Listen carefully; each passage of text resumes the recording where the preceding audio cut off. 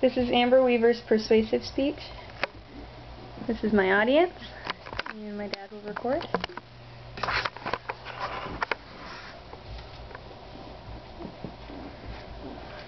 Since the Roe v. Wade decision on January 22, 1973, over 49 million unborn have lost their lives to abortion. I have a chart here.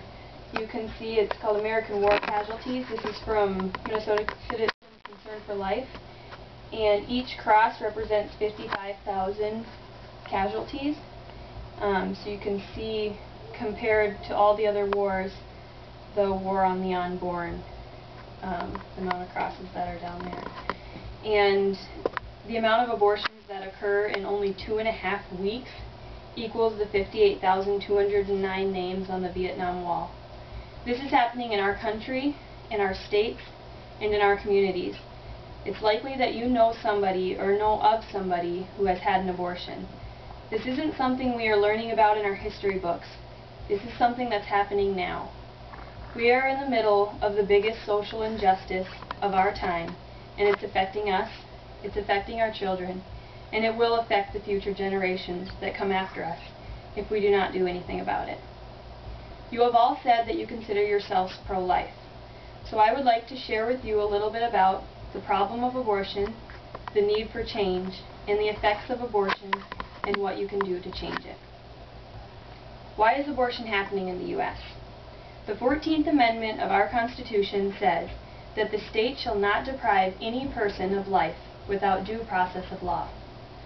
Roe v. Wade ruled that the unborn are not persons, and therefore have no rights, including the right to life. Roe v. Wade also says this: if the suggestion of personhood of the unborn is established, the appellant's, the pro-abortion case, of course, collapses, for the fetus's right to life is then guaranteed specifically by the 14th Amendment. But why is there not widespread opposition of abortion? A 1991 Gallup poll said this: only 11% of Americans have an accurate understanding that abortion is available throughout all 9 months of pregnancy. The reason for this is that Roe v. Wade said no state could put any legal restrictions on abortion in the first 3 months. But Roe v. Wade also said that abortion is allowed until birth, if necessary, for the mother's health. The key word there is health, because in Doe v. Bolton, a follow-up case of Roe v. Wade, health was defined this way: in the light of all factors, physical, emotional, psychological, familial, and the woman's age, relevant to the well-being of the patient, all these factors will relate to health.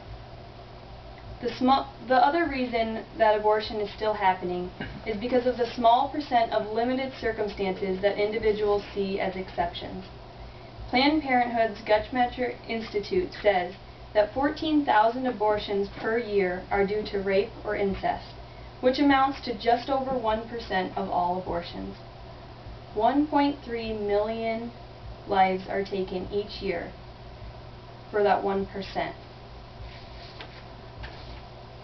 I would like to specifically address the rape issue due to a few of the responses on my survey. Robert had this to say regarding cases where abortions would be okay.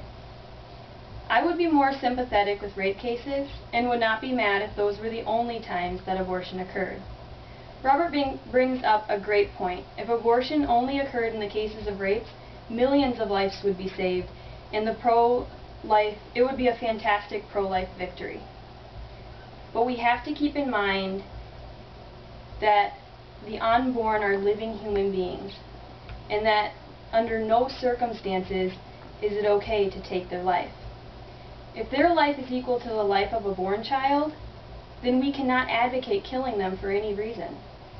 Also, don't fall for the abortion heals a woman from the rape pain argument. Abortion is more likely to further the mother's pain and then give her any relief.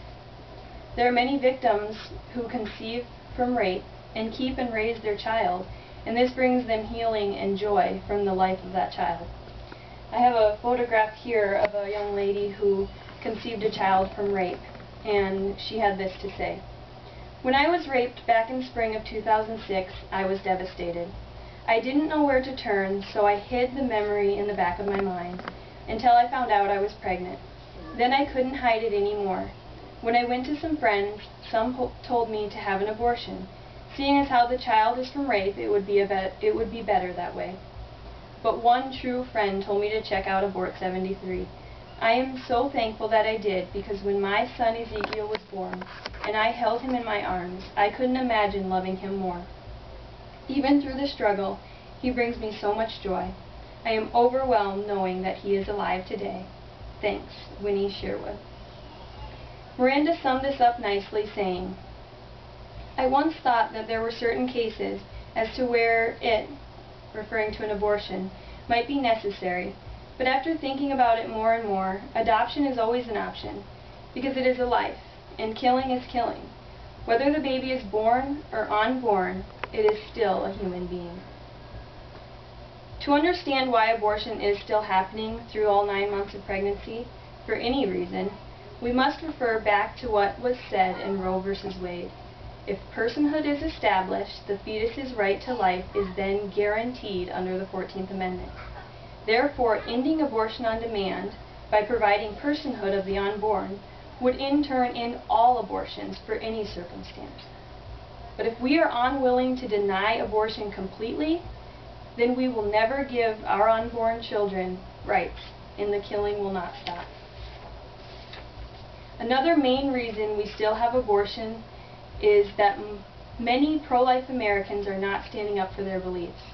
Mike said this, the reason we still have widespread abortion in the United States today is because of the large number of people who do not believe in abortion who keep voting for politicians who support it. So now you know a little about why we have abortions in the U.S. But what about it? It needs to stop. Approximately 3,700 abortions occur every day in the U.S. Babies are dying at a rapid pace. From the time I started this speech to the time I conclude, over 24 unborn babies will have lost their lives to abortion. Something must be done, and we can stop this. The majority of Americans do not agree with our abortion laws. A New York Times poll indicated that 79% of the population opposes the current policy of unrestricted abortion. 77% of Americans believe abortion takes a human life, according to a Gallup poll released in 1991. With so many pro-life Americans, we can stand together and stand up for our beliefs. We can change laws. We can change people's hearts and minds, and we can support mothers and babies in crisis. But what happens if we do nothing? Abortion is gravely affecting our world and human morality. I'm going to tell you a little bit about Peter Singer. He is a bioethics professor at Princeton University who believes that not only the unborn, but many infants and handicapped people don't deserve to live and should be eliminated. The scary thing about Singer's ideas is not that they are so far out there, but that he is honestly taking the abortion mentality to its logical conclusions. This is what Singer says. There remains, however, the problem of the lack of any clear boundary between the newborn infant, who is clearly not a person in the ethically relevant sense, and the young child who is. In our book, Should the Baby Live?, my colleague Helga Coos and I suggested that a period of 28 days after birth might be allowed before an infant is accepted as having the same right to life as others. In Singer's view, throwing your infant in the garbage and leaving them to die would be perfectly acceptable. He has made this conclusion on the grounds of cognitive abilities, and he also believes that some animals' lives are more valuable than humans. He says, if we compare a severely defective human infant with a non-human animal, a dog or a pig for example, we will often find the non-human to have superior capacities, both actual and potential, for rationality, self-consciousness, communication, and anything else that can plausibly be considered morally significant. Over half of unborn handicapped children are routinely killed. and some advocate legal requirements forcing the other half to be killed as well. Imagine a world where we kill our own newborn babies and anyone who isn't normal. A world where humans' rights depend on their cognitive abilities, and we leave our grandmas and grandpas to die because they don't have the proper quality of life. Could we live in a world where a pig's life is considered more valuable than our own children's? Abortion harbors selfishness and greed and attempts to kill the sanctity of life. There are 1.3 million abortions every year. 1.3 million American babies die every year. And what are we doing to stop it? There are several ways that you can take action. The first thing is to educate yourself and others. Do your research, read pro-life books. I have a book here, Pro-Life Answers for Pro-Choice Arguments. I use a lot of things from these books to prepare this speech today, and it has so much more information in it. Also, receive pro-life news. You can go to lifenews.com, or you can watch EWTN, the Global Catholic Network. And also just know as much as you can, do as much research as you can so you're educated on this topic and that you can educate others. Talk to friends and coworkers, promote discussion about abortion on the internet, in chat rooms or social networking sites. Don't be afraid or ashamed to be firm in your beliefs and stand up for them. After all, lives are at stake. Also take political action. Contact your representatives or other government officials. You can send them letters, emails, and you can call them by phone and tell them how you feel about these issues. And also very important is to vote. If we want to stop abortion, we must vote for pro-life individuals. Check the candidates' voting records before you vote, and most of all, always vote when you have the chance.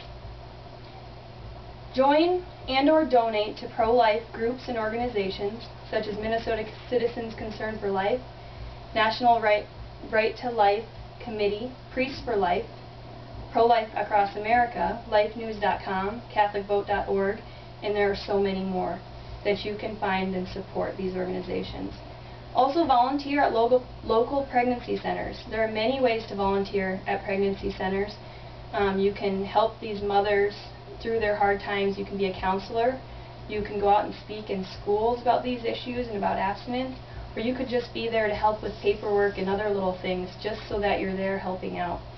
Otherwise, donate. You can donate money or you can donate baby items to these pregnancy centers. They're out in your communities making a difference. So just to support them, you are standing up for your beliefs. And last but not least, pray. We've talked about the problem of abortion in this country, the need for change, what abortion is doing to our country and will continue to do if we don't intervene, as well as what we can and need to do to stop it. It's going to take more than one individual or one pro-life group to stop the injustice of abortion. In fact, it's going to take every pro-life American taking action. I urge you to take action on this issue. Don't sit around and wait for someone else to do it. Babies, mothers, and our country will continue to suffer from the effects of abortion unless we stand up. I urge you, before the week is over, to do one of the things we've talked about to take action. Donate, volunteer, call your representative, or inform someone else about abortion, and always keep the unborn in your prayers. Together, we can stop this.